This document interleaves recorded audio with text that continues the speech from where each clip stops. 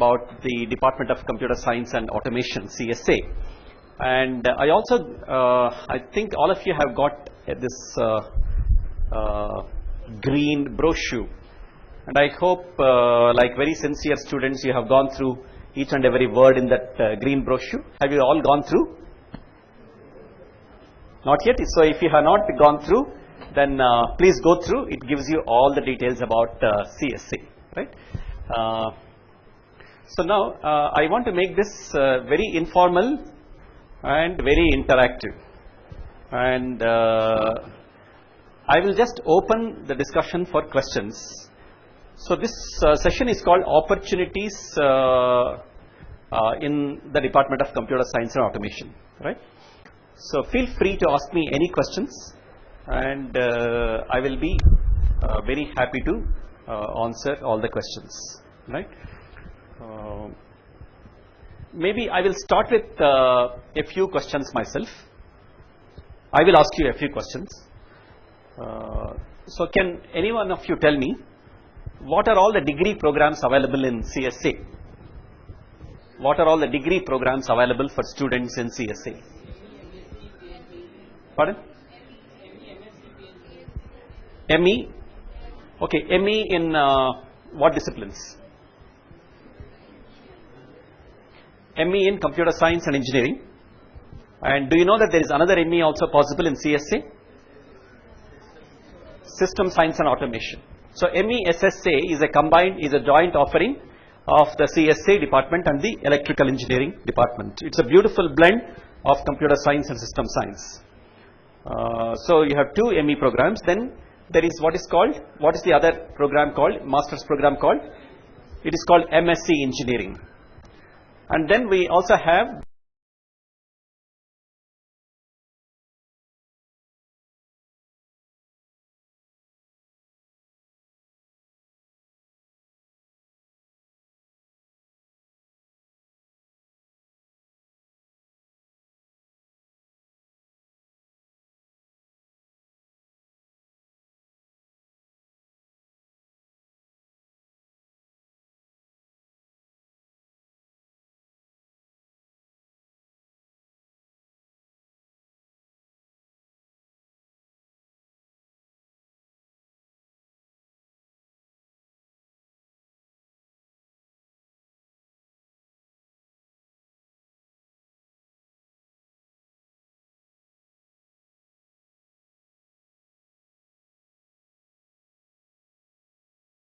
for the SSA program.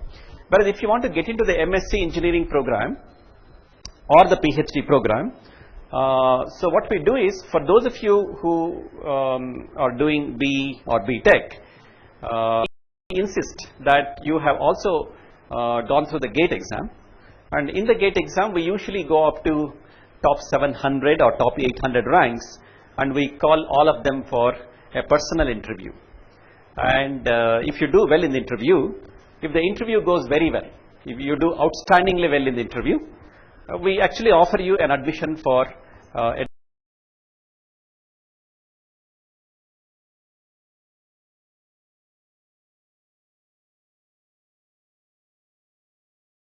interview, but not outstandingly well, then we will tell you you are selected for MSc Engineering. So MSc Engineering is a 2 or a 2.5 year master's program, where you will do a few courses, and you will also do a thesis. You will actually write a research report, which will take anywhere from 1 to 1.5 years. So the whole program will be for about 2 to 2.5 years, the MSc Engineering program. And it's an excellent platform for you to get into the PhD program, right? Okay, so these are the four course programs which are available in the CSA department, right? Yes. As you said, GATE exams through which we can enter into IISc. Yeah, I think probably a mic is there.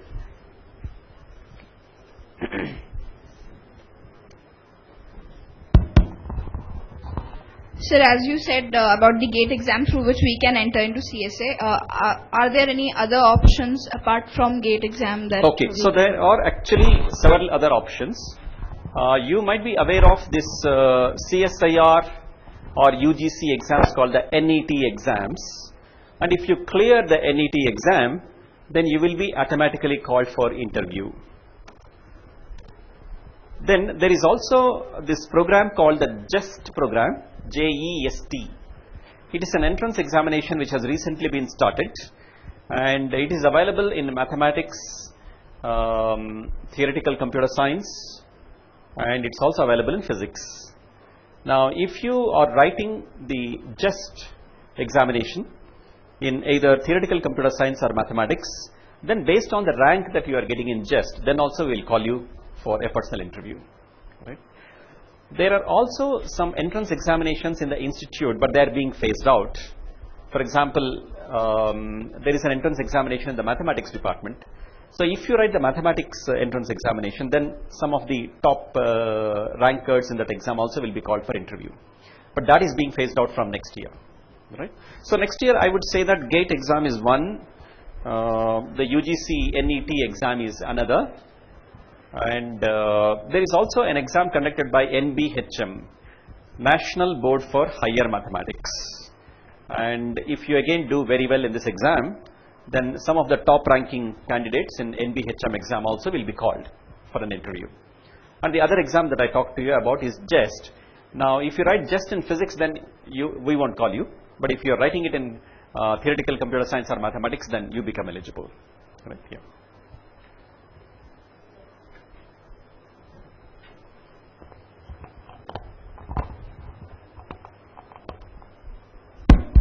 So if I want to do a job in a good company, but Yeah. But not with BTech degree, but with ME degree. Yes. So what you will suggest? Whether I have to means it is a wasted of 2 years for doing a job after means doing ME. See, once you do an ME or an MTech, there are several things that one can do. Right. So I will tell you the statistics at IISc. So 20 to 25% of the ME MTech graduates, they go for a PhD. They go for a PhD either at IISc. So nowadays, in the last 4 or 5 years, we have a fairly large number of ME graduates joining our PhD program. For example, Hari Krishna, so who is one of the organizers, and Balamurugan, who is the other organizer. They have been top ranking students here in the ME program, and they have immediately continued for the PhD program. Some of them do go abroad for a PhD. Now, one of the very interesting and very nice trends in the past few years is that our toppers, that is the top ranking performers, rank number 1, rank number 2, rank number 3 in the computer science and engineering program are actually joining the PhD program here. Hari Krishna, for example, is a first rank student of the ME computer science and engineering program last year, and he has joined here for PhD.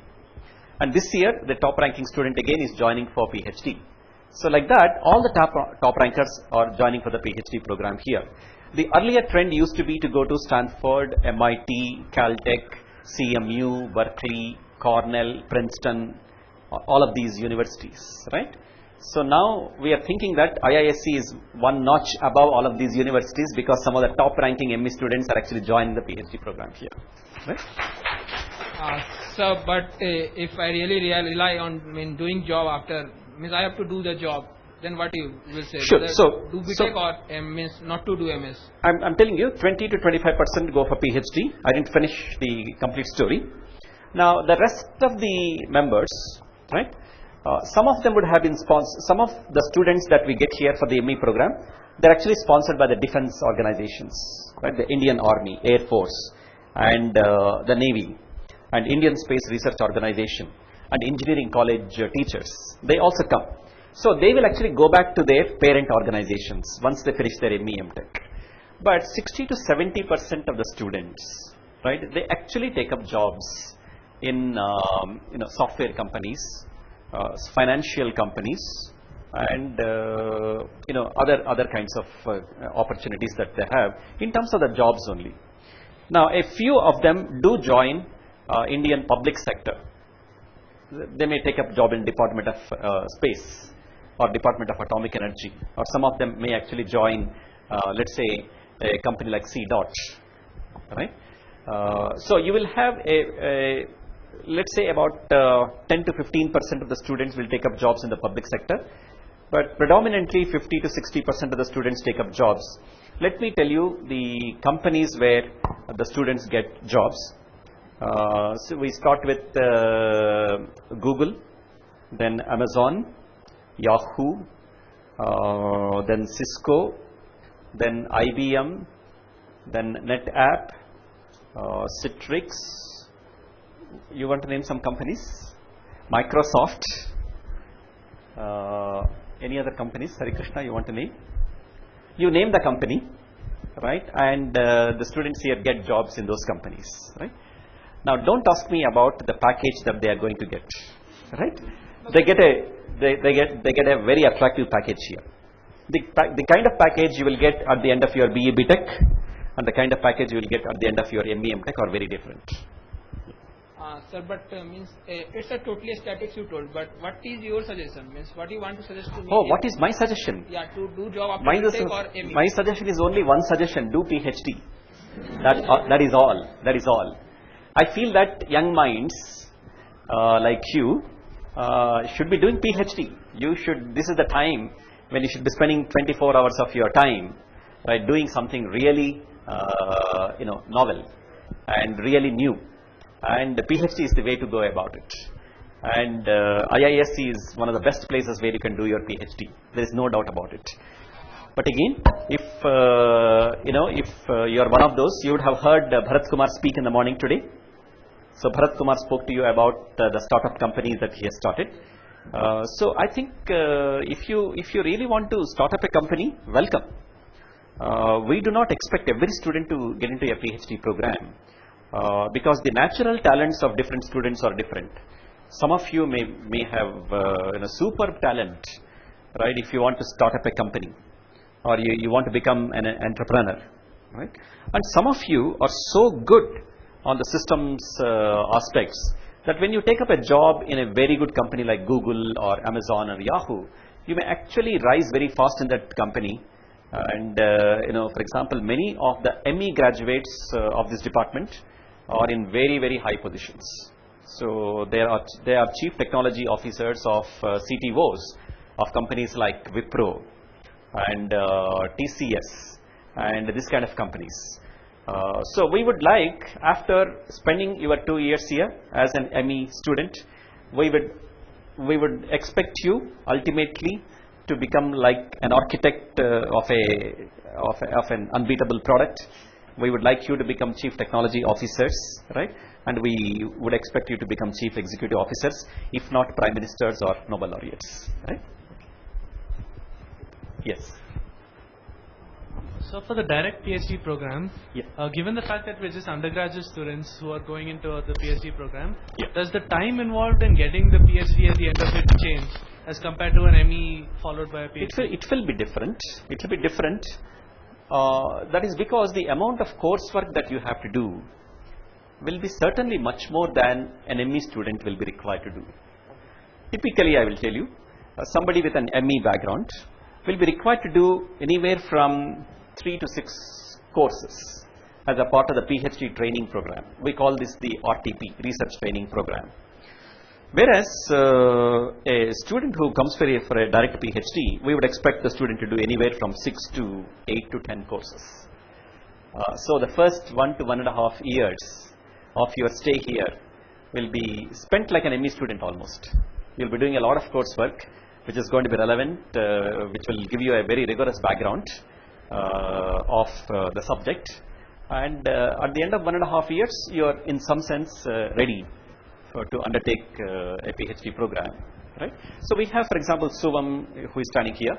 He is a direct PhD student, and I do not know how many courses have you done. He has actually done 7 courses. He has done 7 courses. That's like an average load that a direct PhD student will be required to take. We do emphasize on very rigorous coursework here. So we believe that if you do your coursework and background preparation in a very thorough way, it is going to go a long way in helping your PhD process itself, right? But whether you are a direct PhD student or a PhD student after ME MTech program, we would expect you to finish what is called the qualifiers or the comprehensive examination at the end of 2 years. 2 years. And the average time an ME MTech graduate would take for PhD here would be 4 to 4.5 years. That's the average. So for a direct PhD, you have to add another 1 year.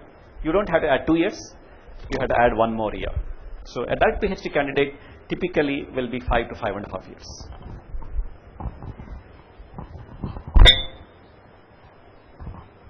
So in the personal interview, how much do you rate the academic pointers, the extracurricular activities, or internships, or job experience? And if we want to start preparing from now, what would you recommend? Right. So the interview here is an extremely well-defined process. Now you are shortlisted based on your academic track record, right? Because if you are a BE BTech graduate, we may not shortlist you even if you have a very high GATE score, but we would insist on at least a first class in your BE. So you can see that the academic track record is somewhat already taken care of. And then your performance in the GATE examination also, weighs in. And then you are shortlisted. Once you are shortlisted for an interview, the personal interview, right, will not, right, in any way be influenced by your academic track record and kind of things. Now the interview itself, as I told you, is very well defined.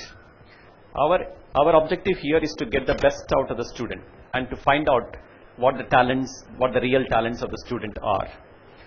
So what we actually do is we actually have a table lookup, and we have 2 columns there. In one column, you will see that these are the areas in which you would like to do your research, broad areas, and then against every broad area, we also have a list of basic subjects. To give you an example, let us say you want to work in the area of database management systems. Right?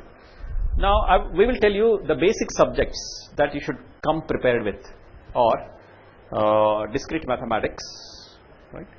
Then data structures and algorithms. Then we will tell you some probability theory, and maybe another subject, a 4th subject, automata theory, right? Or design and analysis of algorithms. So there are 4 basic subjects which are given to you, and you are expected to prepare in at least 2 out of those 4 subjects and come for the interview. So the initial part of the interview, now before you are interviewed, there is also a written exam that you will write. It's a 30-minute written exam where there are 10 questions, and these 10 questions will be essentially on your high school mathematics and some programming and maybe some elementary aspects of computing. Now based on your performance in the written test, you are shortlisted for the interview, right? And then once the interview, in the first part of the interview, you will be asked questions on the 2 basic subjects that you have selected. Once your performance is good in the basic subjects, then we go into a little more detail about the other interests that you have. For example, if you are interested in database management systems and you have done a BTech project in DBMS, then we would like to ask you about the DBMS.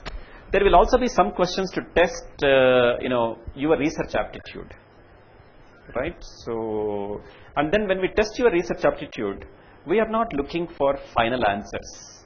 We are not expecting you to give the complete answer.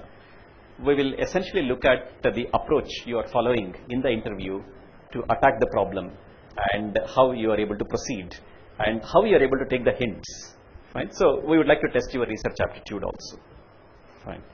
And if you are planning to come for a research interview here, very good idea for you to go through all these details, and then get in touch with some of the senior students here, collect some intelligence about what kind of questions are going to be asked and so on, because we don't have infinite number of questions to ask, right?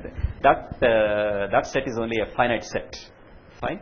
So you can actually start preparing in a very systematic, almost in an algorithmic way to face the interview here.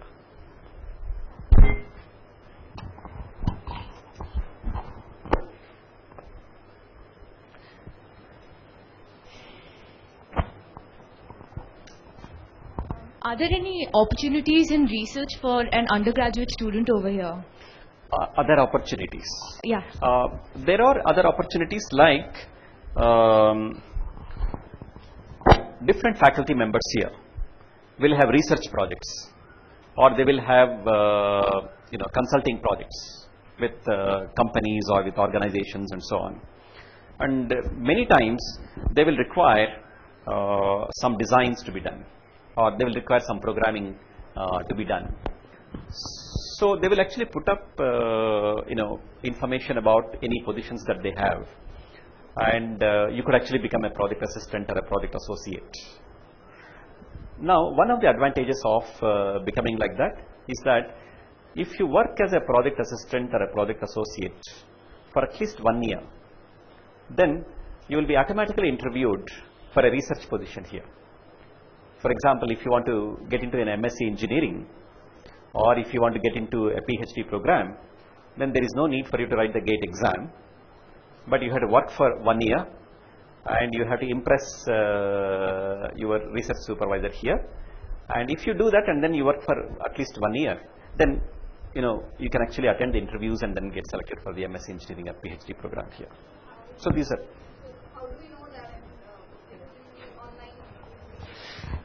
online? See, one of the things that you must do, the CSA website is a fairly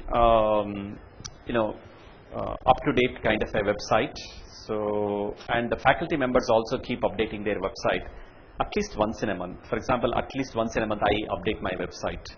And if there are any interesting projects or any interesting project assistant positions available, the faculty members may actually advertise them on the website. Even if they don't advertise, you can always take the initiative, and the brochure has the email addresses and web URLs of all the labs and the faculty members. All right? Feel free to send an email to the faculty member. In 90% of the cases, you will get a reply within 24 hours. All right?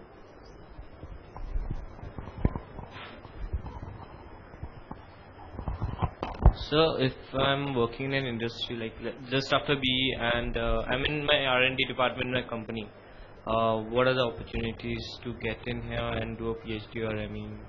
I didn't get your question completely. So I'm already working in R&D in a company. Oh, you're already working? Yeah. In an R&D company? Because the personal reason I didn't do any ME after BE, and after some years you have finished your BE? Yeah. Oh, okay.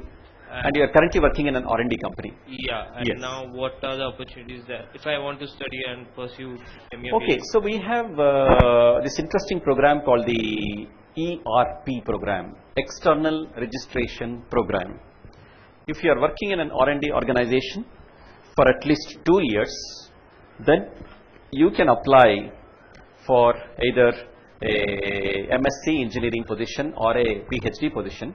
You will be interviewed like we interview the regular candidates, and if your performance is very good, we would expect the ERP candidates to perform a shade better than the regular students. The reason is that once they are selected and once they join the program here, they will have to stay here for 5 months to finish up their coursework, and then after that 5 months they go back to their company, they go back to their organization, and they are supposed to work on their MSc engineering or PhD problem under the supervision of a supervisor here and also a supervisor in the organization. So you can see that in this process you will have to do your research. At the same time, you will have to do your work in the company also. So you will be doing both. Right? It's a part-time PhD or it's a part-time MSc engineering, and but you are eligible to apply for that only after 2 years of experience in that company. Right? And of course, the institute gets some kind of an undertaking from you that during your research you will not leave the company. Fine. And during that period, your supervisor in the company also does not leave the company. Pardon? Well, I think it's a moral undertaking that you give, right? In some cases, under some very extraordinary circumstances, both the student and the supervisor in the organization have gone away to different organizations, and yet the student was able to finish the program here and so on. right? Some exceptions will have to be made in those cases. Yes. So, what are all the summer internship programs that we can apply to here? Anything at CSA? Summer internship program, we have this UGC internship program for which you can apply in February. This time, how many of you are summer interns here? You can see that there are quite a few summer interns here, right? You apply sometime in February, and then the selections will happen in March, April, and then you will be able to spend a couple of months here from May 15th to July 15th. Yes, sir. About that, our exams, like our college ends only around June 10th. So, and then it's just we have about 15 So I days. think you're from a Bangalore college, right? Yes. So this is one of the difficulties with the Bangalore colleges that we have, right? So because there is no synchronization between the summer timetable of the institute and the summer timetable of many of these local colleges, right? But it turns out that most of the NITs, IITs and most of the other colleges, they actually start their vacation sometime in May, and they have vacation during May, June and July. So we found that this May 15th to July 15th interval is in some sense the optimal interval where we will be able to cater to the largest number of colleges in India, right? Unfortunately, however, right, we are not able to satisfy our own Bangalore colleges. But what we are doing is, for students from Bangalore colleges, we are actually offering internships, but they stay here only for one month or 1.5 months and things like that. So, pardon? Usually this happens during February of the year, February, right? And you should also know that the Indian Academy of Sciences, IISc, Indian Academy of Sciences, they also have a nationwide program. There is a little more flexibility there. The flexibility there is that once you are selected on that program, you can actually talk to your potential advisor and then say that you will be here from June 15th to August 15th or something like that. Right? There is a little more flexibility there. So why don't you allow the same flexibility, sir? The reason for us is that our sessions, right, always start on July 30th. And our classes actually start in the August 1st week. And this has been the case in the last 104 years. It has not changed. Right? So August 1st week, the classes always start. January 1st week, the second semester classes will start. And there has not been a single student strike in the last 104 years history of the institute. Right? And these timings are non-negotiable. Right? So, but as I told you, we are giving some flexibility. If there is a genuine request, we are telling them that, well, you can come for 1 month or 1.5 months and so on. Sir, how is ME program at CSA is different from some of the leading IITs in the countries? The ME program here is certainly more research oriented than the other programs in IITs. Here you do a very substantial 1-year project. You start your first semester in August, and August to December first semester you do a bunch of courses. Then January to April you do another set of courses. May, June, July you already start working on a project. So during those 3 months, typically for 2 months, you will start working on a problem, you will do the literature review, and at the end of the summer you are very clear as to what topic you are exactly going to work on. And then you can see that August to December, third semester, and then January to June, another 6 months, you will be working completely on the project. And you would see that last year, for example, 50% of the ME projects in the institute resulted in a publication. It resulted in a paper in a very good computer science conference or a journal. And in terms of the number of publications arising out of ME projects for any institution in India, IISc is number 1. Right? And you also get the best kind of preparation for undertaking a PhD program.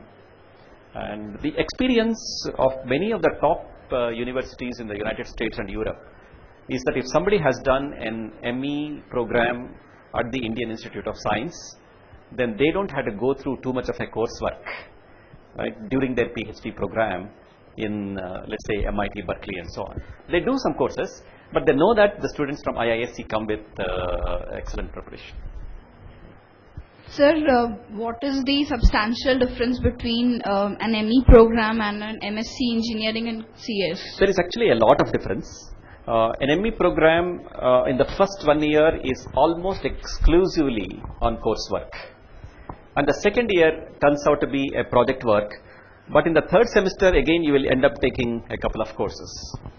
Now, MSc engineering program, you are completely busy during your first semester doing coursework. In the second semester, depending on the area in which you are going to work, you will do a couple of courses, and then your research training program is over, and then you will start working on a thesis. And the thesis work itself may take you 1 or 1.5 years. Typically at the end of 2 or 2.5 years, you will actually produce the so-called MSc engineering thesis. And it is examined much like a PhD thesis. So it will go out, it will be examined by an external examiner, and it will be examined internally also, and there will be a viva voce examination, and so on. In some sense, if you are very clear that you want to do only a PhD, then MSc engineering is a better option than doing an ME. With an ME, you can keep your options open. You can either go for an excellent job, or you can also go for a PhD program. So, what is the platform of UG student if they have the idea and they want to work research work? Pardon? What are the platform of UG student if they have idea and want to research work, want to do research work? UG students, they want to. So you want to do research? Yeah, I have an idea and want to do the work on this topic and. So if you have already explored a particular topic and you have done a deep enough investigation on that topic, then MS engineering is a very good way of going about it, right? Or if you really want to blow it up to a PhD level, you can also take up a PhD program, right? So if this is as far as the course programs go. So if you want to do a course program like MS engineering or a PhD program, so that option is open to you, right? Whereas if you have an idea and then you want to work on the idea, nothing else, right? Then sometimes if a faculty member here is working on a similar problem, you could become a project assistant and then explore that in a little more deep way, right? But the merit of doing an ME program or an MSc engineering program is that you also get a broader view of computer science. Now, it's not a good idea to make your focus extremely narrow. Don't become too narrow in your focus. And in a place like IISc, you get a broader view of computer science. And I told you yesterday, day before yesterday, that there are 3 clusters here. One is the theoretical computer science cluster. There is a second cluster which is the computer systems and software engineering. Then there is the third cluster called intelligent systems. Now, the ME program here will allow you to do a certain number of courses in each one of these clusters. You get a very comprehensive view of computer science. And then what would happen is when you are doing your work, because you now have familiarity in different disciplines, you are in a better position to do interdisciplinary kind of research. If a related idea has been explored in a different discipline and you have an exposure to that, the current problem that you are working on perhaps will benefit by reusing the same idea in this context. So this kind of a cross-pollination, interdisciplinary kind of work is very much possible in a setting like this. Yeah, here's a question.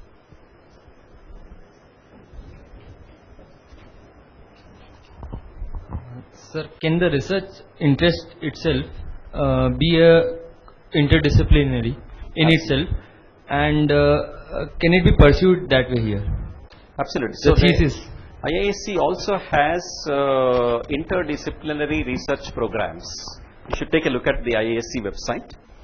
Institute also has what is called the Institute Mathematics Initiative. Okay?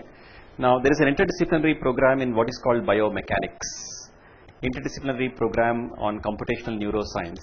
So these are topics which will require at least 2 or 3 different disciplines, right?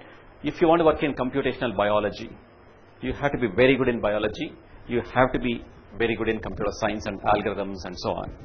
So like that, IISc, in addition to supporting and in addition to giving you an excellent opportunity for doing interdisciplinary work as part of a PhD program in an existing department, also has exclusive interdisciplinary programs for which you can apply. But they're limited. Pardon? They're limited. See, there are certain interdisciplinary centers in the institute. So there is a center for earth sciences.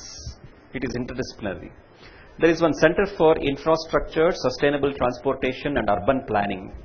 That's a highly interdisciplinary center. There is a center called the Robert Bosch Center for Cyber Physical Systems, highly interdisciplinary. Then Center for Neurosciences. So these are all interdisciplinary centers. For example, ecological sciences, atmospheric sciences, they also involve several different disciplines at the same time. So because of the existence of several of these interdisciplinary centers, you cannot say that you have only a limited number of interdisciplinary programs here. So whatever you have a reasonably rich set of topics to choose from in the institute. So is there a provision between the neuroscience department and the computer? Certainly. So you can have your main advisor in neuroscience. You can have a secondary advisor in computer science, or vice versa. And institute allows you to have multiple advisors. Typically 2 is preferred, but there are some cases where there are 3 professors from 3 different departments and so on, in some rare cases, right? But 2 advisors from 2 different departments. For example, I have a student who is doing his PhD in ECE department, right? And I am also his co-advisor from the computer science department. So this is very common. So which department offers the PhD? Pardon? Which department offers? So wherever the main guide, wherever the main supervisor is, right, that is where the student is registered as a student formally. But as I told you, there are some interdisciplinary programs, right? So there are interdisciplinary centers where you will be registered as a PhD student. Take a look at the website. You will get the website.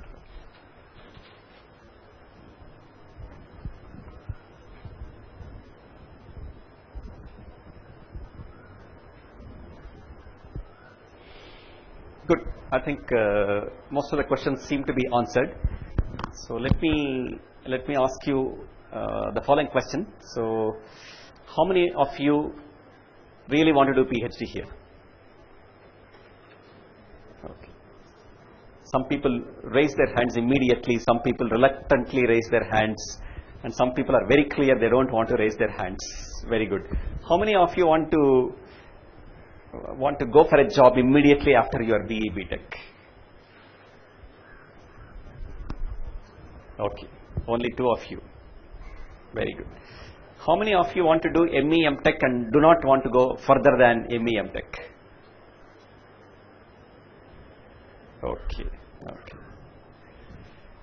But there are some people who have not raised their hands at all so far. So what do all of you want to do? The other people want. How many of you want to do a PhD abroad? Very good. How many of you would like to do a PhD in IISc?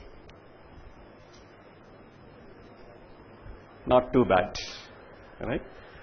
How many of you do not want to do a PhD in IISc? Can you tell me the reason why you don't want to do PhD in IISc?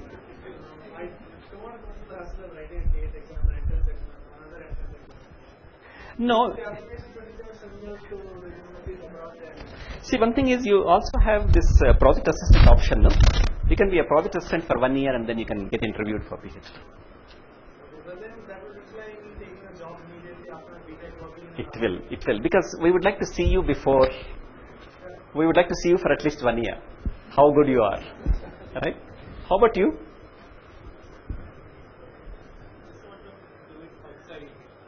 You want to do it outside India. That's not bad at all. See, what is required is you should do a PhD, right? Now, whether you do it outside or whether you do it in India, it really doesn't matter, right? But if you want to do it in India, right, I would like you to do it in IISc, right? But other institutions are also fine. And so doing a PhD abroad also is fine. You will get a different flavor altogether, right? Yes. If there's strong reason, just redo the PhD here Instead of abroad? There are actually many reasons why doing a PhD here could be better for you. Correct? One is that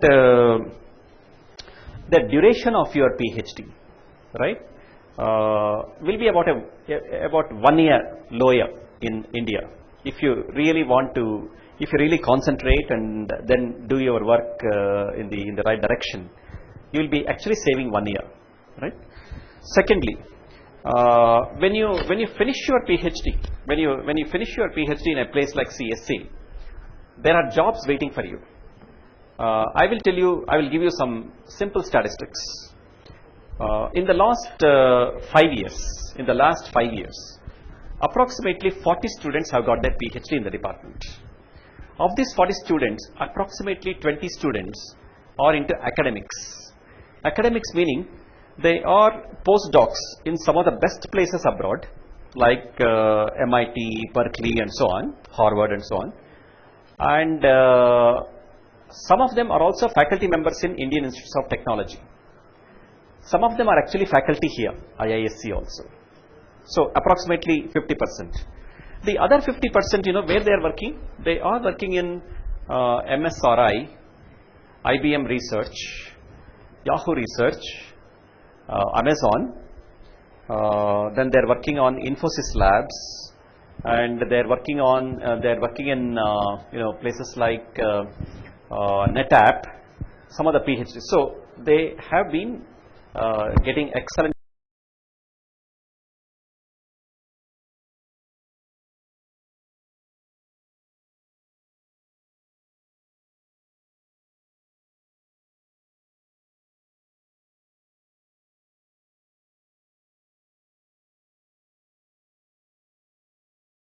oriented work. There are so many research problems in the Indian context, and you will have a much better opportunity of working on some of these problems in the Indian context itself. And number 4, some of the PhD graduates at CSA are second to none. They are absolutely world class, and the kind of conferences, the kind of journals in which they are able to publish are the very best in the world.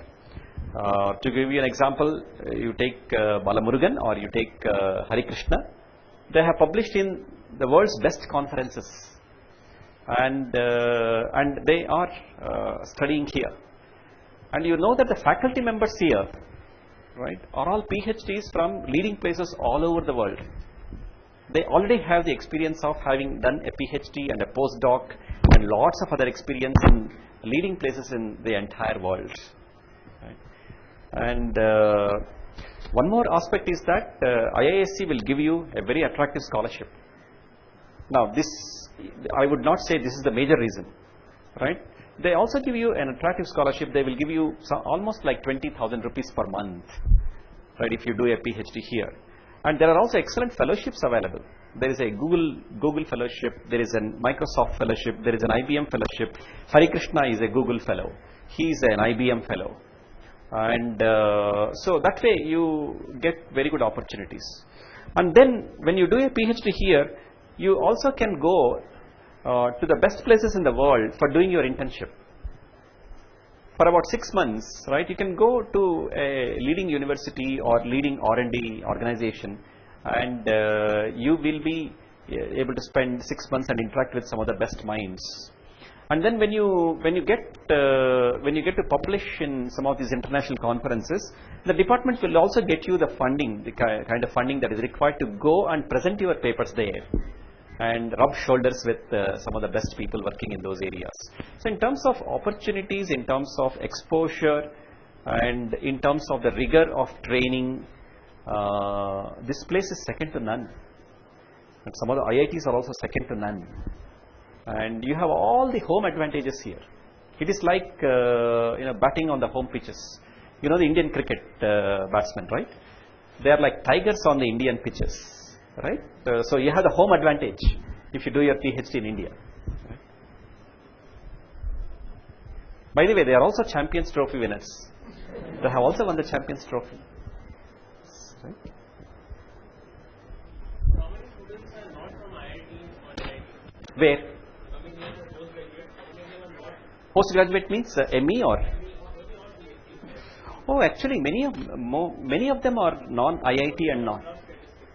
Gross statistics, I will tell you, we don't get too many from IITs, right? Because you know what IIT graduates are doing, all the IIT BE BTech graduates are doing at the end of their BTech? Huh? Yes, many of them are going to MBA, but most of them, where are they going? No, only 10% of them are going abroad now. Most of them are ending up in financial companies.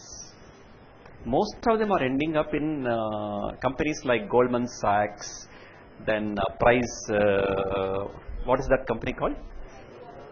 Yes, PWH, right? Price Waterhouse, and many consulting companies, Bain Consulting, and so on. So that's the kind of jobs they are taking up. We do get a very large number of candidates from NITs. And both at the ME level and also at the PhD level, we get excellent students from NIT Surathkal, NIT Calicut, NIT Trichy, NIT Warangal, NIT Nagpur, NIT Allahabad. Yeah, we also get students from IIITs and so on, right? And we also get a fairly large number of students from colleges like Guindy College of Engineering. He is from Guindy College, and we get students from RV College, we get students from PESIT, we get students from BMS College. But among Karnataka colleges, can you guess which is the college which sends the largest number of undergraduates to IISc? Pardon? Among all colleges in Karnataka, can you guess which college sends the largest number of students to IISc? Pardon? NIT Surathkal, you leave that, right? So after leaving NIT Surathkal, which is the college that sends? Any guesses? It's not a Bangalore college. Turns out that SJCE Mysore, it sends the largest number of candidates here, right? So we get candidates from all over the place, and more frequently, I mean, of course, some states dominate. Some states, meaning West Bengal, Tamil Nadu, Kerala, Andhra, Maharashtra, more recently Madhya Pradesh, they are all dominating. But the department itself has a very all India character.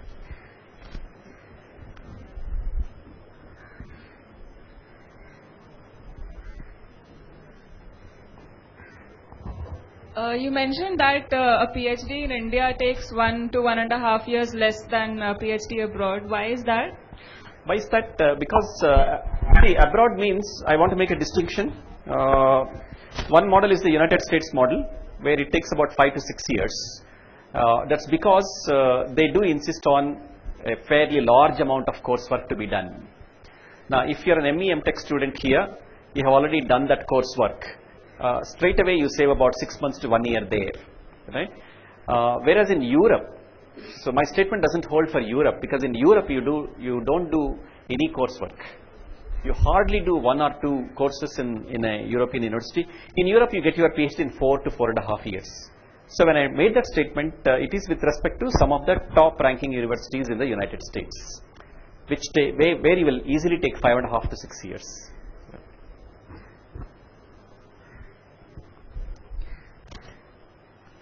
See, there you will also do a lot of TA and RA.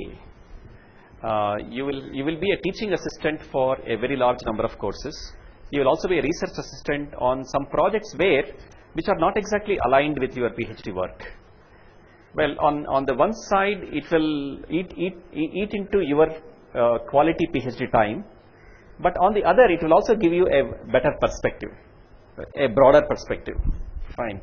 Whereas all that is optimized here. You have to do TA here.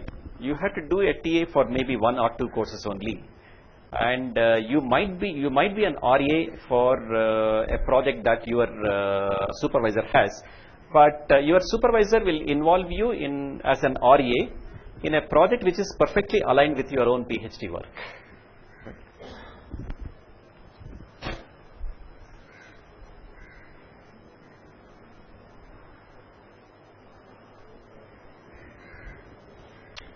So if you don't have any other questions, I think good luck with everything that you are going to do. And you have heard Professor Vishwanatham tell you many exciting things. Keep all those things also in mind, and do consider IISc as very, very seriously as a destination for your future coursework or PhD work or anything else, right? Thank you very much.